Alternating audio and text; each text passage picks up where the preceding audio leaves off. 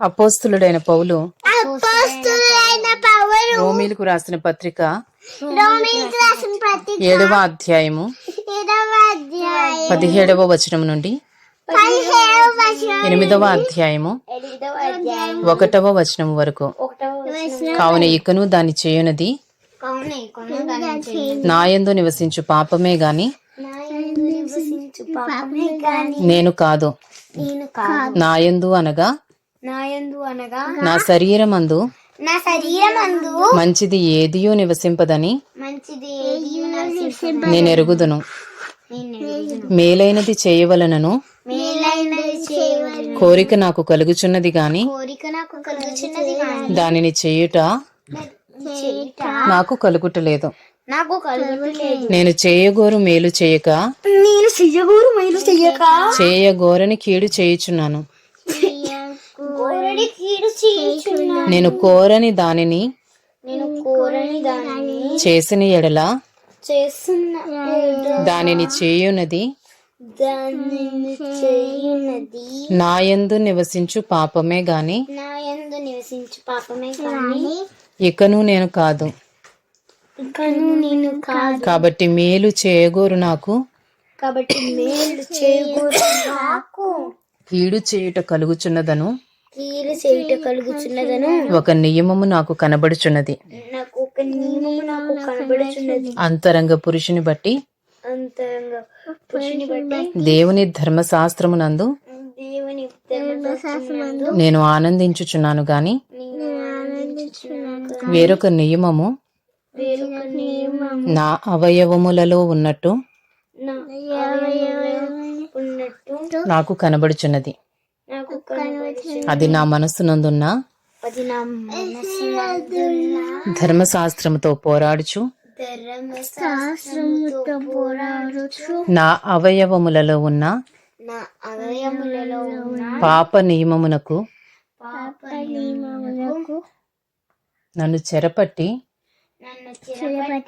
లోబరుచుకొనుచున్నది.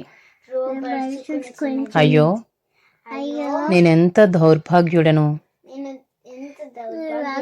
ఇట్టి మరణమునకు లోనగు శరీరము నుండి నన్నెవడు విడిపించును? మన ప్రభువైన యేసుక్రీస్తు ద్వారా దేవునికి కృతజ్ఞతాస్తుతులు చెల్లించుచున్నాను. కాగా మనస్సు విషయములో నేను దైవ నియమమునకును శరీర విషయములో పాప నియమమునకును దాసుడనై ఉన్నాను. రోమీలకు రాసిన పత్రిక 8వ అధ్యాయము. కాబట్టి ఇప్పుడు క్రీస్తు యేసునందున్న వారికి ఏ శిక్షా విధియో లేదు. అపోస్తులుడైన పౌలు రోమీలకు రాసిన పత్రిక 8వ అధ్యాయము 2వ వచనము నుండి 8వ అధ్యాయము 11వ వచనము వరకు. క్రీస్తు యేసునందు జీవమునిచ్చు ఆత్మ యొక్క నియమము పాప మరణముల నియమము నుండి నన్ను విడిపించను. ఎట్లనగా ధర్మశాస్త్రము దేనిని చేయజాలకపోయెనో దానిని దేవుడు చేసెను. శరీరమును అనుసరింపక ఆత్మను అనుసరించియే నడుచుకుని మనయందు ధర్మశాస్త్ర సంబంధమైన నీతి విధి నెరవేర్చబడవలెనని పాప పరిహారము నిమిత్తము దేవుడు తన సొంత కుమారుని పాప శరీరాకారముతో పంపి ఆయన శరీరమందు పాపమునకు శిక్ష విధించెను. వాళ్లకు శిక్ష విధించెను. శరీరానుసారులు శరీరానుసారులు శరీర విషయముల మీద శరీర విషయముల మీద మనస్సునుంతురు. మనస్సునంతురు. ఆత్మానుసారులు ఆత్మానుసారులు ఆత్మ విషయముల మీద ఆత్మ విషయముల మీద మనస్సునుంతురు. మనస్సునంతురు. శరీరానుసారమైన మనస్సు శరీరమానుసారమైన మనస్సు మరణము, మరణము. ఆత్మానుసారమైన మనస్సు ఆత్మానుసారమైన మనస్సు జీవమును జీవమును సమాధానమునై ఉన్నది. సమాధానమై ఉన్నది. ఏలయనగా ఇలయన శరీరానుసారమైన మనస్సు శరీరానుసారమైన మనస్సు దేవునికి విరోధమై ఉన్నది. దేవునికి విరోధమై ఉన్నది. అది దేవుని ధర్మశాస్త్రమునకు లోబడదు.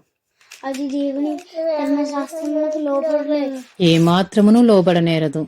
ఏ మాత్రమును లోబడలేదు. కాగా శరీర స్వభావము గలవారు కాగా స్వభీవ ప్రధానం గలవాడు దేవుని సంతోషపరచనేరరు. దేవుని సంతోషపరచిన ఎవరు? దేవుని ఆత్మ దేవుని ఆత్మ మీలో నివసించి ఉన్న ఎడల మీలో నివసించి ఉన్నలా మీరు ఆత్మ స్వభావము గలవారే గాని మీరు ఆత్మ స్వభావం కలవారే గాని శరీర స్వభావము గలవారు కారు. స్వభీవ స్వభావం గలవారు కారు. ఎవడైనను ఎవడైనను క్రీస్తు ఆత్మ లేనివాడైతే క్రీస్తు ఆత్మ లేనివాడైతే వాడాయన వాడు కాడు. వాడైన వాడు కాదు. క్రీస్తు మీలో ఉన్న ఎడల క్రీస్తు మీలో ఉన్న మీ శరీరము మీ శరీరము పాప విషయమై మృతమైనది గాని ప్రాపవశమై ముద్రమైనది గాని మీ ఆత్మ మీ ఆత్మ నీతి విషయమై నీతి విషయమై జీవము కలిగి ఉన్నది. జీవము కలిగి ఉన్నది. మృతులలో నుండి మృతులలో నుండి యేసును లేపిన వాని ఆత్మ యేసుని లేపిన వాని ఆత్మ మీలో నివసించిన ఎడల మీలో నివసించిన ఎడల మృతులలో నుండి మృతులలో నుండి క్రీస్తు యేసును లేపినవాడు క్రీస్తు యేసును లేపిన చావునకు లోనైన చావునకు లోనైన మీ శరీరములను కూడా మీ శరీరములను కూడా మీలో నివసించుచున్న మీలో నివసించుచున్న తన ఆత్మ ద్వారా తన ఆత్మ ద్వారా జీవింపచేయును. జీవింపచేయను.